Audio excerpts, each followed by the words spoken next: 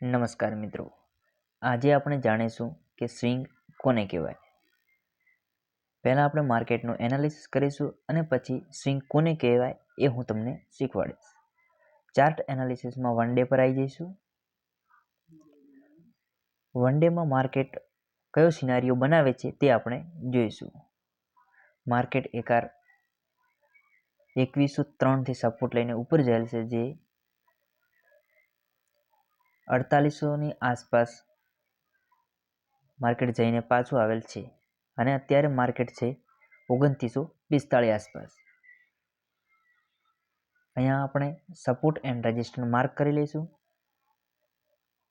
3252 આપણો રેઝિસ્ટન્સ રહેશે અને સપોર્ટ રહેશે 2722. વન ડે પરથી આપણે આવી જઈશું 4 અવરમાં. 4 અવરમાં પણ જે વન ડેમાં હતો તે જ સિનારીઓ જોવા મળે છે. 4 અવર પરથી આવી જઈશું આપણે 1 અવરમાં.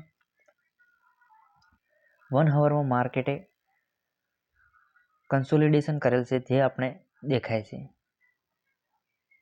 તો આપણે કન્સોલિડેશનને માર્ક કરીશું.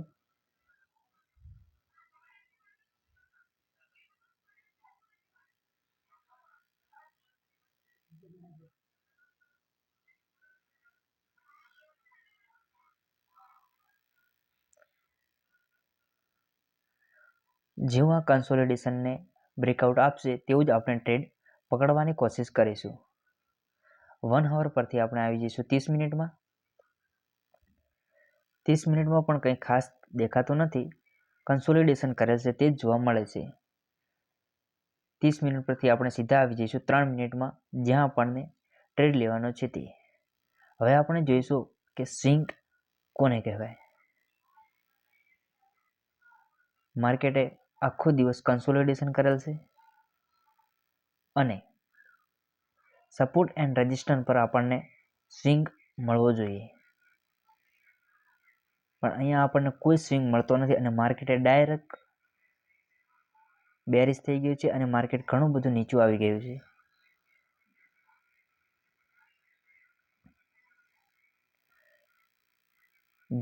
જ્યારે માર્કેટ કન્સોલિડેશન કરે અને માર્કેટ સીધું જતું હોય અને અચાનક માર્કેટ નીચે આવે અને ફરીવાર ઉપર જાય અને ફરીવાર નીચે આવે, તેને આપણે સ્વિંગ કહીએ છીએ.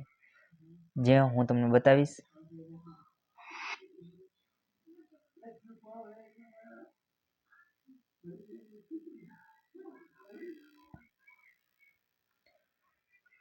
કે માર્કેટ અહીંયા કણ આપણને નીચું આવ્યું હતું, પછી 2 કેન્ડલમાં ઉપર જયેલ છે અને ફરીવાર પાછળની 2 કેન્ડલમાં માર્કેટ નીચે આવેલ છે, એટલે એના માટે આપણને આ થઈ જશે આપણો સ્વિંગ ડાઉન સાઈડ માટે.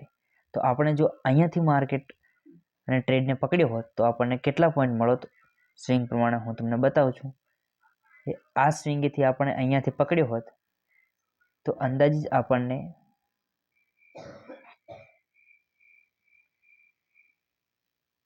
118 પોઈન્ટ જેવા આપણને આરામથી મળી રહેત.